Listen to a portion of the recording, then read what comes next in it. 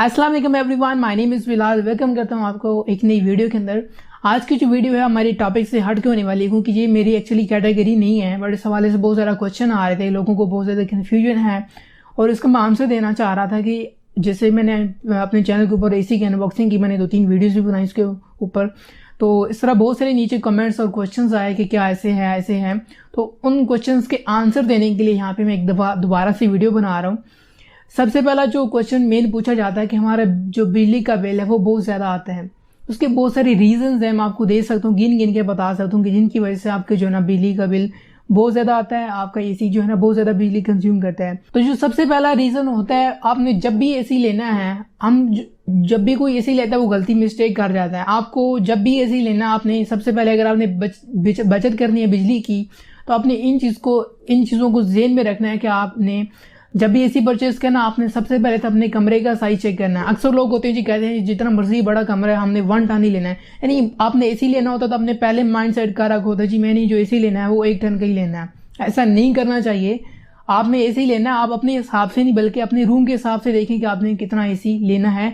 अगर आप पैसे खर्च रही हैं, जैसे आप 50-60 हज़ार रुपये खर्च करें 1 टन के लिए, तो आप 10-15 हज़ार और खर्च करके आप 1.5 टन ले लें, क्योंकि आपकी ज़रूरत है 1.5 टन की। अक्सर ऐसे होता है कि हमारे यहाँ यानी कई लोग ऐसे कर लेते हैं कि तकरीबन 250 स्क्वायर फीट कमरा जो होता है उसके लिए कई लोगों ने एक जो है ना टन का एसी लगाया होता है, जिसकी वजह से ना आपके एसी को ज़्यादा टाइम लगता है उसको ठंडा करने में और वो कभी कामयाब भी नहीं होता। इसलिए आपने देखना है कि आपका जो कमरा है वो कितने स्क्वायर फीट का है। कम से कम 1.5 टन का एसी जो है ना, कम से कम आपका 200 से 250 स्क्वायर फीट का कमरा है तो उसमें वो चलेगा। अगर आपका कमरा 200 फीट भी है फिर भी आपका वो 1 टन का एसी नहीं चलेगा, आपको 1.5 टन ही लगाना चाहिए। हाँ, अगर इससे नीचे है यानी 150 फीट स्क्वायर फीट आपका कमरा, तो फिर 1 टन का चल सकता है। ठीक है, आपने यानी सिलेक्ट सही करना होता है। आपने जब भी लेना है पहले अपने कमरे का साइज चेक कर लें, फिर उसके बाद आप सिलेक्ट करें कि आपने 1 टन का लेना है या 2 टन का एसी लेना है। सबसे पहली मिस्टेक तो ये लोग करते हैं। फिर दूसरी मिस्टेक ये हो जाती है, आपने ये भी देखना होता है कि आपका जो एसी है आपने कहाँ पे यूज़ करना है। आपने यानी फर्स्ट फ्लोर पे यूज़ करना है, आपका जो ग्राउंड फ्लोर होता है यानी फर्स्ट, ठीक है, या ग्राउंड फ्लोर बोल सकते हैं उसको, आपने ग्राउंड फ्लोर में यूज़ करना है या आपने नीचे यूज़ करना है या आपने यानी कमरे के ऊपर यूज़ करना है, दूसरा कमरा है उसके ऊपर आपने इस्तेमाल करना है। तो ये आपने देखना होता है। अगर आपने ऊपर फर्स्ट फ्लोर में यूज़ करना होता है ना एसी को, तो फिर आपको ये भी ध्यान में रखना होता है कि आपका जो आपकी सूरज की रोशनी होती है वो आपके डायरेक्ट जो कमरे के ऊपर पड़ी होती है, तो आपके जो कमरे का टेम्परेचर है ये बहुत ज़्यादा यानी ऊपर हो जाता है, जिसकी वजह से आपका एसी जो ना ज़्यादा बिजली कंज्यूम करता है, उसको ज़्यादा टाइम लगता है कूलिंग करने में। एक ये भी रीज़न होता है। आपने ये भी चीज़ ध्यान में रखनी है कि आपका कमरा नीचे है या फिर ऊपर बना हुआ है।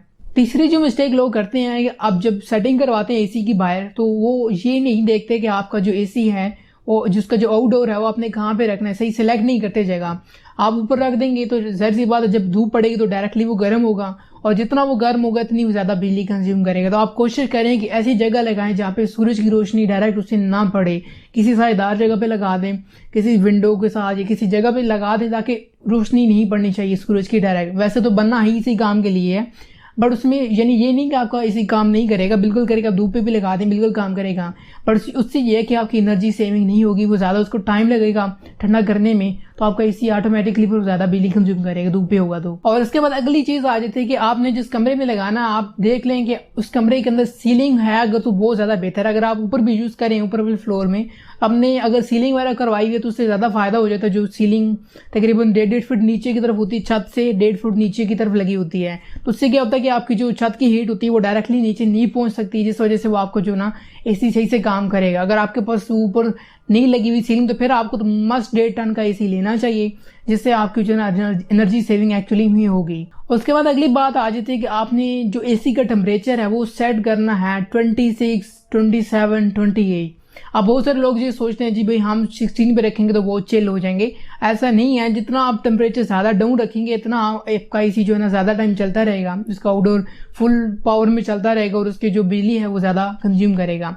तो इसी तरह आपने अगर एसी बचत करनी है बिजली की, तो फिर आपने अपने एसी का जो टेम्परेचर है वो 27, 28, 26, 26 आइडियल नंबर है। हर बंदे के घर में जाए ना तो उन्होंने 26 ही यूज कर रहे होते हैं, क्योंकि 26 आइडियल टेम्परेचर है और ये टेम्परेचर आपकी बॉडी इजीली बर्दाश्त कर सकती है। अगर आप इसे नीचे जाएं 24, 25, 22 पे या 16 पे आ जाएं तो फिर आपको कंबल वगैरह करके बैठना पड़ेगा, तो फिर क्या फायदा, आपने कंबल ही करना है। तो इसलिए बेहतर है कि आइडियल टेम्परेचर 26, 28, 27 है, आप इनके ऊपर रखे नंबर्स पे चलाएं तो इजीली आपका टेम्परेचर, अगर बाहर का टेम्परेचर 35, 36 जैसे ऊपर है और आपके रूम का टेम्परेचर 32 या 33 के दरमियान है तो आपका एसी जल्दी से उसको ले आएगा नीचे, कुछ ही टाइम के अंदर, आधे घंटे 45 मिनट के अंदर ऑटोमेटिकली 27, 28 तक उसको या 26 तक ले आएगा। तो ये मेन वजह होती है जिनकी वजह से आपका जो बिजली का बिल है वो जो है ना सेव नहीं होता। और फिर आप कहते हैं, यानी लोग कहते हैं कि जी बहुत ज़्यादा बिल आ रहा है, हमने एसी तो लगवा लिया बट बहुत ज़्यादा बिल आ रहा है। बट उसकी वजह यही होती है कि आप जो है ना उसकी सेटिंग सही तरतीब से नहीं करवाते, जिस वजह से ये तमाम आपको इशू करने को मिलते हैं। और इसमें एक और चीज़ भी है कि आपने जब एसी लगवाना है तो आपने देखना है कि आपके छत का और आपके एसी का डिस्टेंस कितना है। कम से कम आपने 1 से 1.5 फीट का डिस्टेंस रखना है। उसकी वजह क्या है कि एसी वाली जो एसी की ऊपर वाली साइड होती है उसके ऊपर इसकी जो विंग्स होते हैं उसके बनी हुई जगह, उसमें से वो गर्म हवा को कमरे के अंदर जितनी भी होती है वो इकट्ठी करके बाहर की तरफ लेके जाता है, फिर उसी को कूल करके दोबारा से आपको अंदर की तरफ भेज देता है। ठीक है, तो ये जो चीज़ होती है, अगर आपका एसी बहुत ज़्यादा छत के साथ लगा हुआ है, यानी करीब है बिल्कुल, तो उसको बिल्कुल मुश्किल होगी हवा इकट्ठा करने में। और फिर वो क्या होगा कि अगेन अपनी पावर ज़्यादा यूज़ करेगा और फिर आपका इस तरह एनर्जी पे ज़्यादा कंज्यूम होगा। तो ये चीज़ें आपने छोटी छोटी चीज़ें देखने में लगती हैं, कुछ लोग उसको बिल्कुल ज़हन में भी नहीं रखते, जिसकी वजह से आपका ये एनर्जी जो आपका बिल होता है वो ज़्यादा होना स्टार्ट हो जाता है। और एक और चीज़ इसमें भी है कि अक्सर हम लोग ऐसे करते हैं कि एसी को चलाते हैं और एसी को चला के थोड़ी देर बाद बंद करते हैं। जैसे हम जो पुराने एसी थे ना उसमें ऐसा ही होता था कि जो नॉन इन्वर्टर एसी थे, 1 घंटा चलाया, 3 घंटे जो है ना बंद करती है, फिर चलाया फिर बंद करती है, इसी तरह problem bar bar on off करते रहते थे। बट इस केस में ऐसा नहीं करना चाहिए। अगर आपको 1 घंटे के लिए, आधे घंटे के लिए बाहर जाना तो आप अपने एसी को ऑन करके छोड़ के जाएं। आप कहेंगे कि पागल हो गया भाई, एसी जब यूज़ ही नहीं करना ऑन करके छोड़ दें। उसका एक रीज़न है, जब आप वापस आते हैं आप दोबारा से अपने एसी को ऑन करते हैं, आपका फिर एसी दोबारा से ही यानी स्टार्ट होगा और 10 एम्पेयर पे फिर से जाएगा, 9 एम्पेयर पे फिर से जाएगा, तो आपकी फिर से वही बात हो गई। जब आपका एसी नॉर्मल टेम्परेचर का लेता है वो 1.5 एम्पेयर, 2 एम्पेयर, 2.5 एम्पेयर इतने तक वो चला जाता है।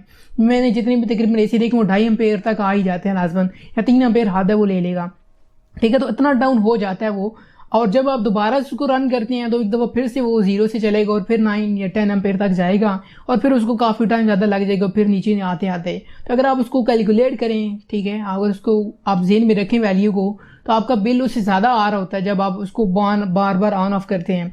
अगर आपने 10, 15, 20 मिनट के लिए, आधे घंटे के लिए बाहर जाना, आप उसको ऑन करके छोड़ जाएं, आपका एसी 3 एम्पेयर पे, 2.5 एम्पेयर पे या 1.5 एम्पेयर पे चलता है। जो ज़्यादा अच्छे एसी हैं वो 1.5 एम्पेयर पे भी आ जाते हैं, जो मेरा एसी है।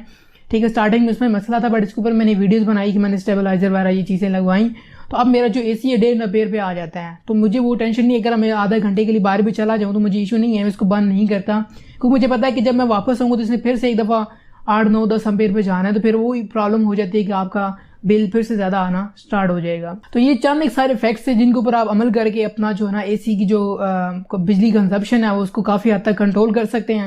ये चीज़ें आपने सबसे ज़्यादा जेन में रखनी होती हैं। सबसे पहले तो आपको बताया कि आपने रूम साइज चेक करना है, फिर हमने देखना है कि आपने लगवाना कहाँ पे, ऊपर और नीचे, किस कमरे में लगवाना, आपने सीलिंग है कि नहीं है, एसी को अपने छत से तकरीबन 1.5 फुट नीचे लगवाना है, ठीक है, और शेडो पे लगवाना है, इसका जो आउटडोर है किसी सायेदार जगह पे लगवाएं। और इसी तरह ये छोटी छोटी चीज़ें हैं जिनके ऊपर आप अमल करके यकीनन आप किसी हद तक अपने जो है ना बिजली का बिल जो है ना सेव कर सकते हैं। तो आई होप आपको जो है ना ये वीडियो पसंद आई होगी। अगर आपको ये वीडियो पसंद है तो प्लीज़ मेरे चैनल को सब्सक्राइब कर दें और वीडियो को लाजमी लाइक कर दें, और कोई क्वेश्चन हो तो नीचे कमेंट करके पूछ सकते हैं। मैं अब आपको मिलूंगा एक नई नेक्स्ट वीडियो में। तब तक अपना बहुत सारा ख्याल रखिएगा और मुझे अपनी दुआ में याद रखिएगा। अल्लाह हाफिज़।